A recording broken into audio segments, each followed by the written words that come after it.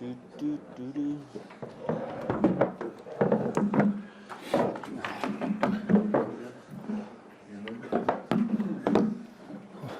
just grab the mics.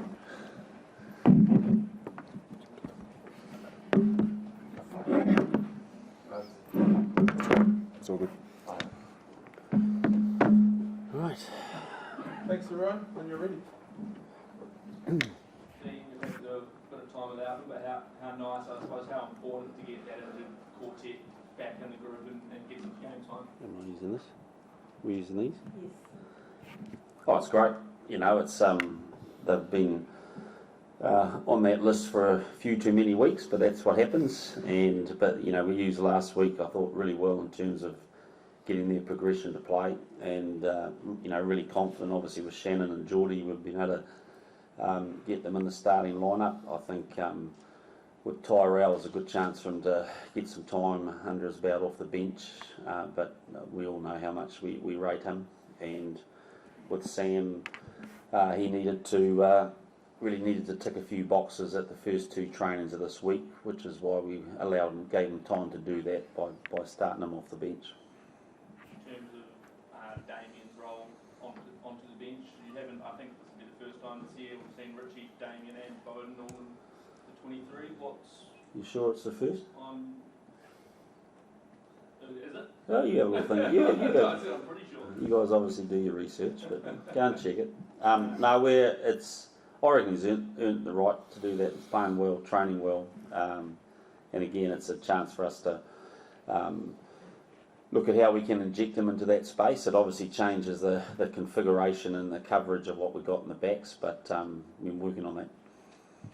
And what do you think about Italy saying they're ready for the All Black bullies? Ready for the what, sorry? All Black bullies. Bullies. What was the Italian word they used? We didn't use that word.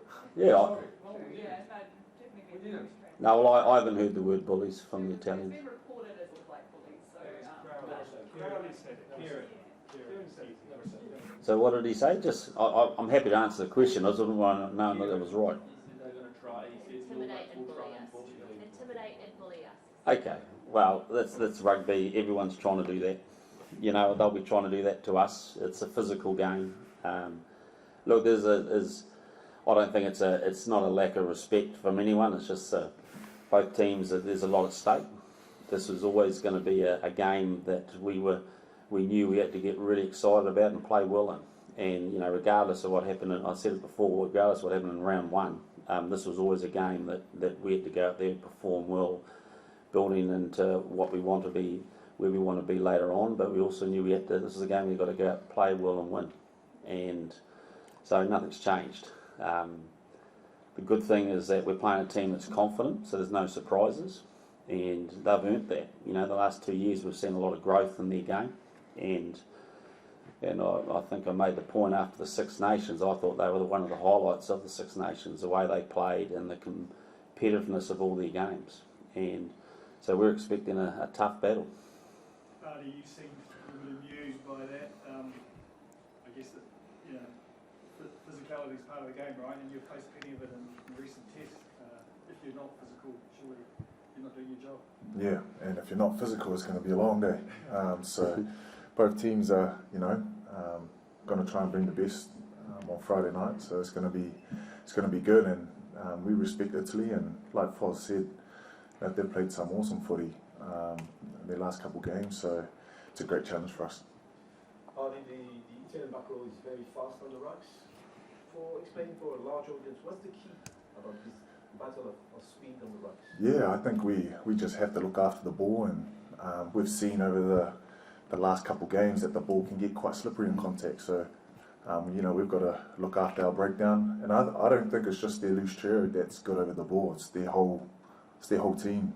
They're good over the ball. So that's a threat that we kind of have identified, and we need to nullify that.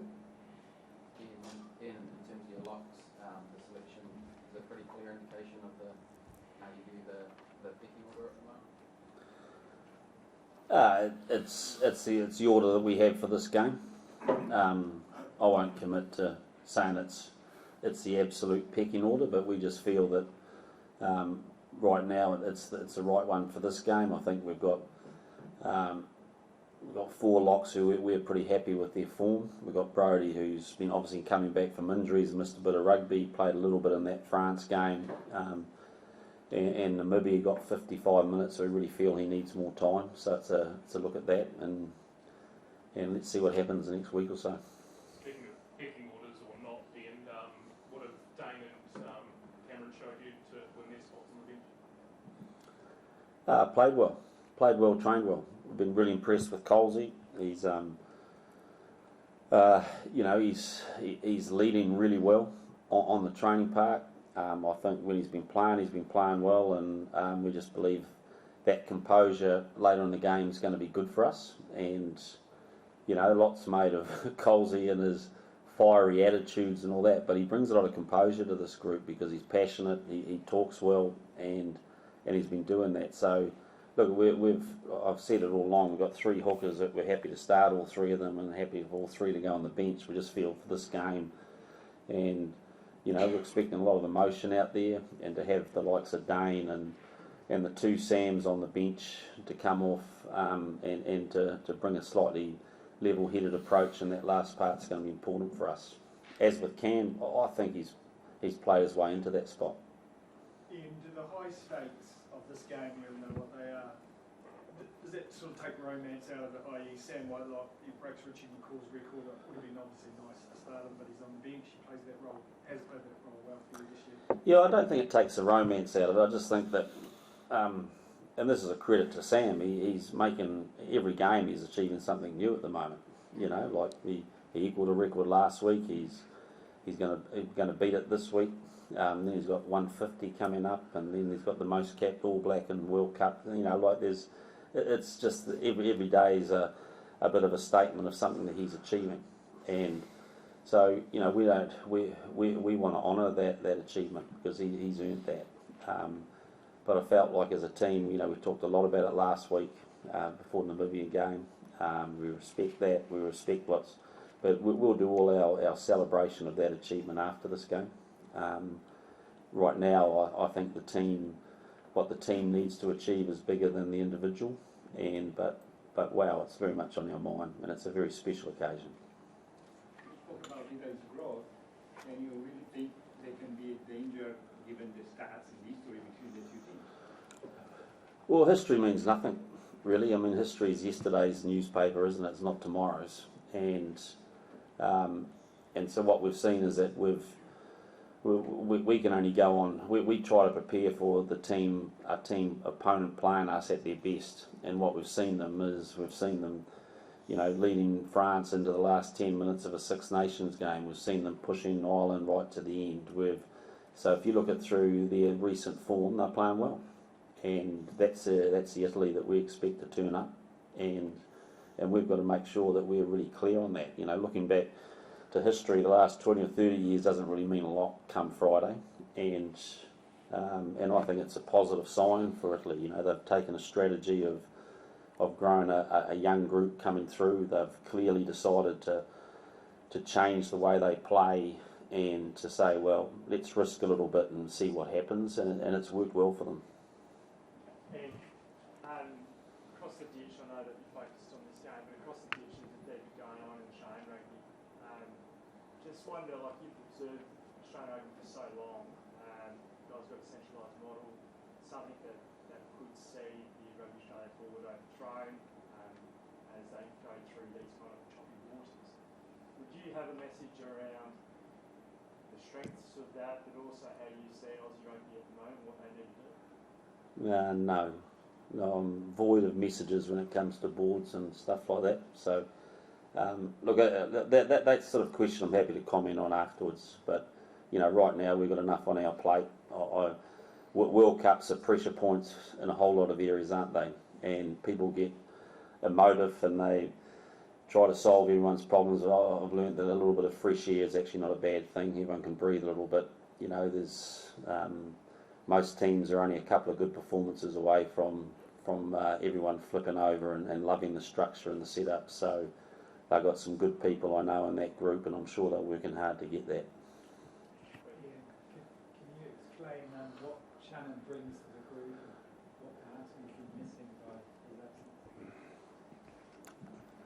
Oh, look, I won't say what we've been missing with his absence, but I will talk about Shannon.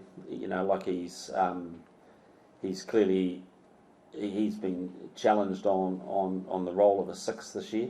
You know, I think he's been there a few years. We've challenged him through the rugby championship, and really been delighted with he's brought in many ways a simplicity to his game. He's just focusing really on his, you know, the quality of his ball carry, the quality of his tackle, and his connections with the likes of Ardie and Sam and now Dalton this week. And to me, he's just improved his work rate and improved his quality in those two areas, and that's all we want out of him for Friday.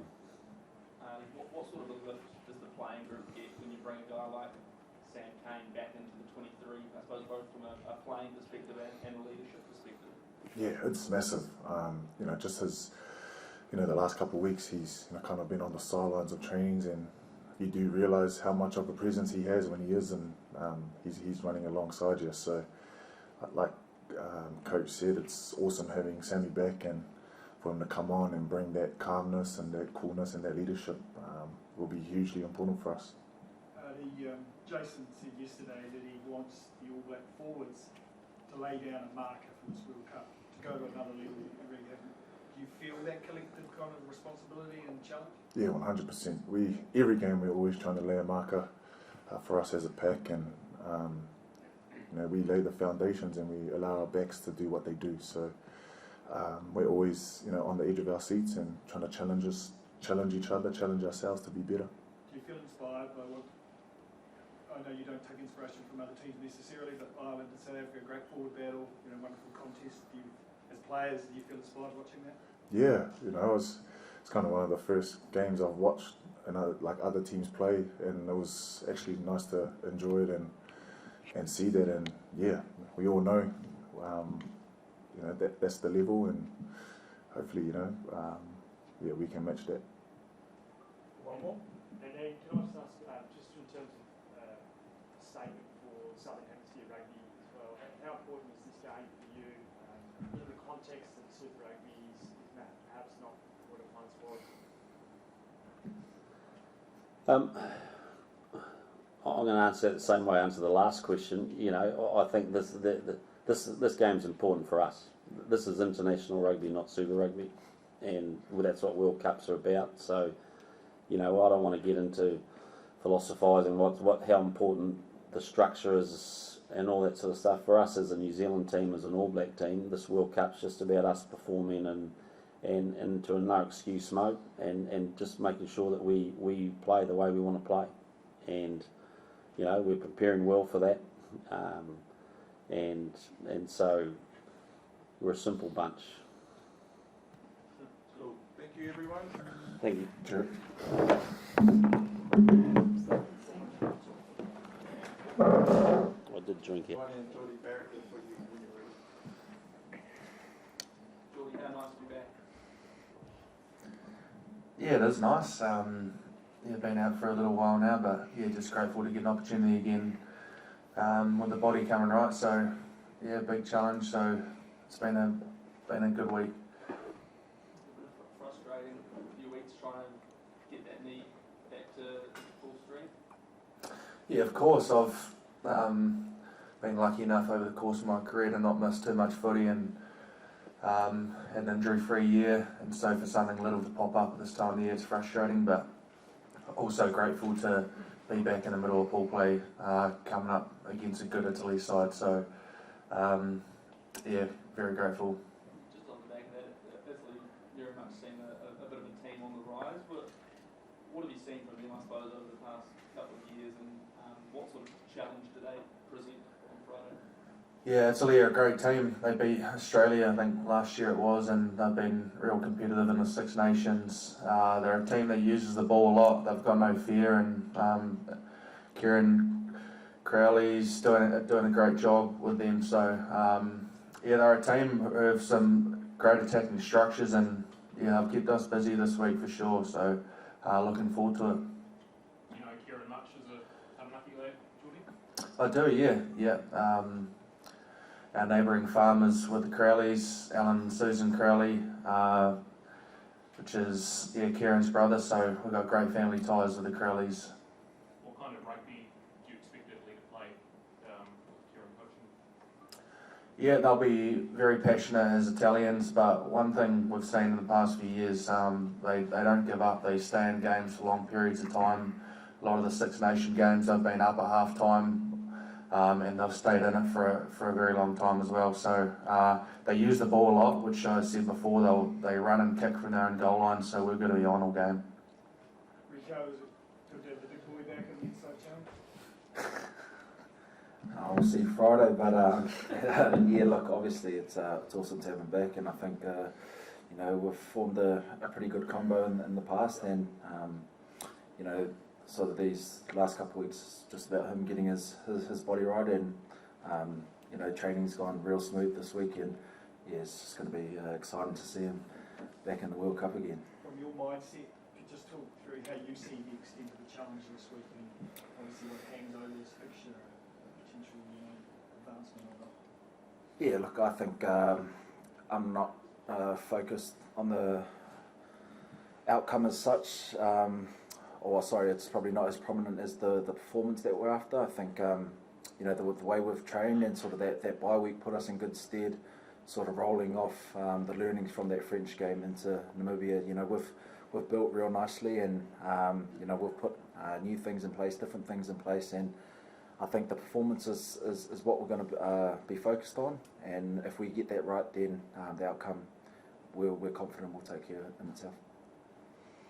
Rico, some players can get a little bit antsy when they're injured. What's Jordie been like over the last few weeks? Very antsy. They do get antsy. Yep. But no, he's been all good. Obviously helping the backs out quite a bit. Where he can't sort of be in the training as such, he's helping our 12s, he's helping our back three. It's a bit of a defence wizard these days, and he's even helped me out as early as this morning. So look, his input's been second to none, not only on the field but off it as well. Good on you, mate. Jordie, Harley Fiver's coming off the bench for Italy. Have you been able to show some info for the forwards about how that might play out when they play for you in the Super this year? Yeah, Harmy was awesome for us this year. Not often you get an injury replacement guy coming for Super Rugby that's a test player, and I'm stoked to see Harmy back. And also Toa Halafi, he used to be at Taranaki Bulls a few years back, and now he's on the bench for Italy. He's played the last few years, and he's a dynamic loose forward. So yeah, a couple of Kiwi connections there. Jordie, Italy's got two Mission Impossible. It's wrong to say that maybe France is less impossible than this one. What was the question, sorry? Italy's got two Mission Impossible, you and France. Is it wrong to say that maybe France is a bit less impossible than playing against New Zealand? They can interpret it the way they want, but if they need to know something we've treated this week, and Italy with the utmost respect, we understand that we have to win against Italy, and that's the bottom line. And they're an improved side, and we see them as a genuine threat. They've got great attacking shape, and there's quality players across the board. So, and yeah, they're well coached. So it's not going to be easy. Jordie, you mentioned the timing of the injury and what shape it was. Is it something you're going to have to manage throughout the tournament, or is it sort of good to go? He's good to go, brother. Firing. Hopefully not. I think hopefully it's behind me now, but uncertainty of footy and what's ahead.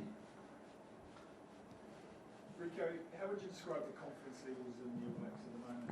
So you've had a couple of kind of setbacks just before World Cup in the first game, but you've had a confidence run against the leader. How would you describe the, your mental state? In my point of view, our mental state is real good, and our confidence doesn't waver off a loss. We knew where we went wrong, and that's sort of the exciting part that we get as All Blacks, is we get a chance to rectify, and there's no bigger occasion than this Friday. So our confidence hasn't wavered, and we know how good we can be, and we're looking to show that on Friday. follow RBC and Tommaso Allen and look at between 10, 12 and 15 this year, which positions you know obviously a bit about. What do you sort of like about what they've been doing? Yeah, when you come up against like the dual playmakers, obviously Gabisi's left-footed, Tommaso right. Yeah, it's a different dimension to the way you've got to defend these teams, and when they can swing to a certain side of the ruck, your backfield coverage and defence is going to be on all the time. So we understand they see the game like 10s, and 10s see the game differently, so they'll be able to attack us in all different areas. So yeah, and then a couple of dynamic wings and Capuzzo and Ioane, so they've got some threats all over the park. Jordie, is it time to express yourself as All Blacks, or time to just win a game of rugby and pull down rugby, or a bit of both? Yeah, hopefully in trying to win a game we can express ourselves. We, like Rico alluded to before, we got a harsh lesson against France, even harsher one against South Africa a month or so ago, but we've done a lot of good work in the past few weeks, and we believe in what we're trying to do. Hopefully we can see a bit of that on Friday, and that's all we're looking at. So yeah, hopefully within our game you can see some individuals express themselves. That'd be nice. Rico, do you want to sort of lay down a bit of a marker here? You know, obviously you talk about the Ireland South Africa game, France have done it. Is it time for New Zealand to now get everyone talking a little bit more about the All Blacks, or do you love the way you're a little bit under the radar?